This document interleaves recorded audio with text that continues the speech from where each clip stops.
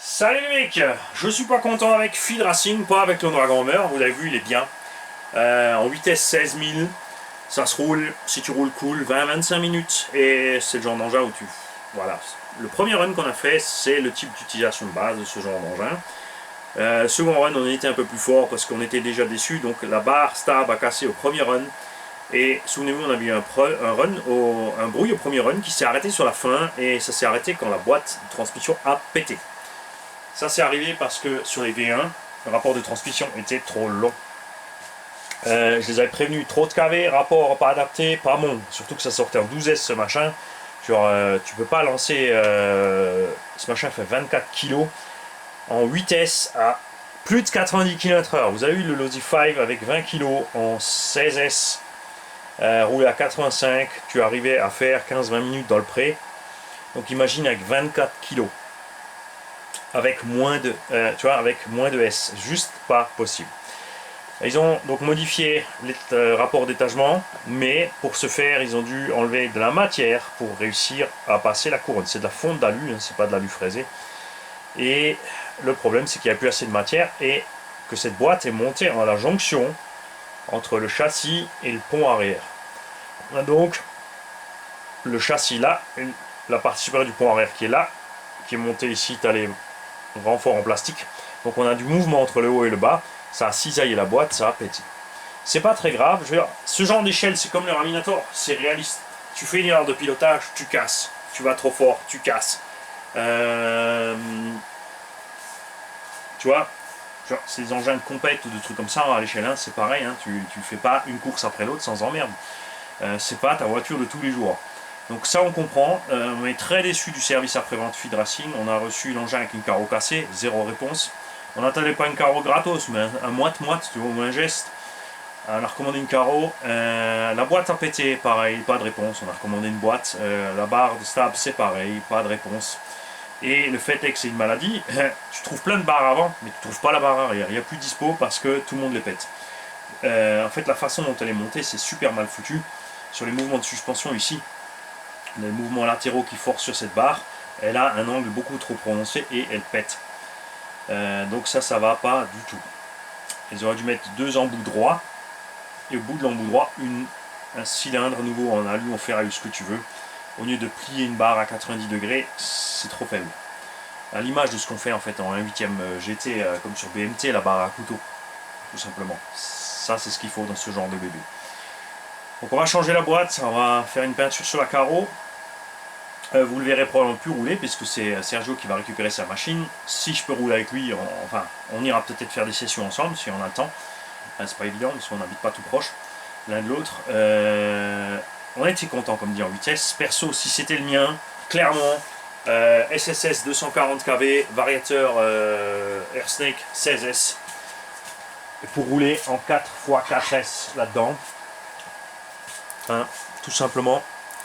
Tu vois, ce bébé à la place, 4x4S, pour diminuer l'ampérage. Parce que vous avez vu en utilisation normale, donc on a fait quand même 20-25 minutes. Moteur était très chaud, batterie était chaude. C'est quelque chose que j'apprécie pas du tout, surtout avec des grosses batteries comme ça, aussi coûteuses, en 16 000 mAh et très très lourd. Et quand il va plus fort, tu vois, dans le pré ou n'importe, là où, c'est là que c'est sympa les gros engins comme ça, c'est pour des grosses étendues, des grosses distances, des machins avec de l'herbe haute où tous les autres engins coincent, tu es plus à l'aise avec ça. Et je pense vraiment qu'en 16S, pas pour rouler plus longtemps, ni surtout pas pour rouler plus vite. Hein. Genre, pour faire un setup de la même patate, mais en laissant les batteries quand tu as fini tièdes, tout simplement. Pour prouver que je maîtrise le sujet, même si c'est que du hasard, hein, regardez les vidéos du Raminator, 40 minutes avec les perfs du moteur de temps, tout était tiède. Là on a augmenté un peu les perfs, la vidéo va arriver ou elle est déjà en ligne alors si elle la sort, on verra ça. J'espère que tout s'est bien passé, pour l'instant on l'a pas encore roulé, il vient aujourd'hui Sergio, on est là samedi matin, il est un peu avant 8h, il va arriver à 9h. On va réparer ça, on va sortir le RAM, on va rouler ensemble. Si tout va bien, on pourra remonter ça et vous faire le run des deux, ce qui va être sympa. Je suis très déçu de Feed Racing parce que je comptais m'en prendre un aussi, mais avec un SAV pareil, t'as pas envie. Tu vois, c'est dommage. La barre stable, c'est une petite chose. Ça, c'est des choses qu'il y a. Comme dit, sur ce genre d'engin, ça peut arriver, c'est fatal. Mais de laisser les joints dans le vent comme ça. Après, les pièces sont pas chères. Hein. Il y en a pour 50 € la boîte complète. C'est peut-être pour ça qu'ils répondent plus. Je ne sais pas. Alors, en tout cas, UFRC, j'avais le Growler très content, le SAV en Allemagne, génial. Et UFRC a sorti le Ghost Rabbit. C'est la même chose, foutu autrement. Ce qui est moche, c'est qu'ils ont pris la cage du UFRC Growler, donc elle est toute petite. Il y a des roues immenses qui sont moches. Je sais pas pourquoi ils ont fait ça. Moi je partirais évidemment sur des roues plus petites, c'est un détail, changer les roues. La carreau, c'est comme tout, on s'habituera. Mais ils ont fait un autre setup niveau moteur machin. On pourra, genre, tu peux l'avoir en roller. C'est là que c'est intéressant de le prendre en roller, de mettre un moteur moins de kV, de mettre les S comme on aime. Moi j'aime bien, tu vois. Voilà. Donc tenez-nous tous les pouces pour que ça se passe bien avec le RAM. Bon, ça se passera bien, puisqu'on a mis beaucoup trop de puissance qu'on ne va pas exploiter. Et du coup, justement, on peut avoir une grande autonomie avec pas de chauffe. Sans ventilo, sans rien. C'est là que ça me plaît. Donc, ceux qui en ont un, les mecs, écrivez-nous, qu'est-ce qui vous est tout arrivé. On a un abonné qui en a un, qui m'a déjà dit, effectivement, ça lui est déjà arrivé. Barstab, j'ai un autre qui m'a dit, effectivement, ça lui est déjà arrivé aussi. Sinon, effectivement, tous sont... Enfin, ceux qui roulent cool sont contents en 8, et les autres qui en demandent un peu plus, effectivement, comprennent tout à fait de descendre les KV, de monter en 12 ou en 16S, parce qu'ils l'ont vécu eux-mêmes. Salut les mecs, à bientôt. Ouais, les chargeurs tournent à donf, puisqu'on charge les batteries du RAM. On a 6x6S là en train de charger à donf, parce qu'on est pressé, on veut y aller. Salut. Alors, petit ajout, on a démonté la boîte de transmission.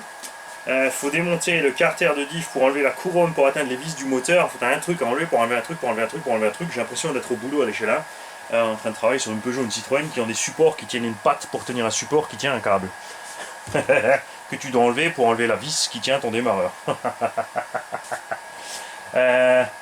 Regarde. Le BTR moteur. J'en avais pas sous le pignon. Pourquoi j'ai pu continuer à rouler? Parce que le pignon est mes plats. Tu vois, ça a tapé gauche-droite sur le moteur, il a les traces sur le rotor. J'aime pas ça. J'aurais préféré ne pas avoir de méplats, comme ça on aurait eu... Wouh, tu vois ce que je veux dire? On se serait arrêté tout de suite. Mais on a eu de la chance parce que, regarde, le BTR n'a pas de traces. Ça veut dire que c'est pas le BTR qui s'est promené dedans, qui a causé une destruction entre couronne et pignon. Ça aurait pu détruire un rotor moteur. Mais il est possible qu'il se soit quand même un moment coincé quelque part, ce qui aurait causé justement un à-coup gauche-droite, le cisaillement de ce carter. Et regarde, il me reste 2 vis dans le moteur, à peine serrées. Regarde ça. Elles ont même commencé à bouger, et il y en a 3 qui manquent. Chaud patate, hein. Ça craque.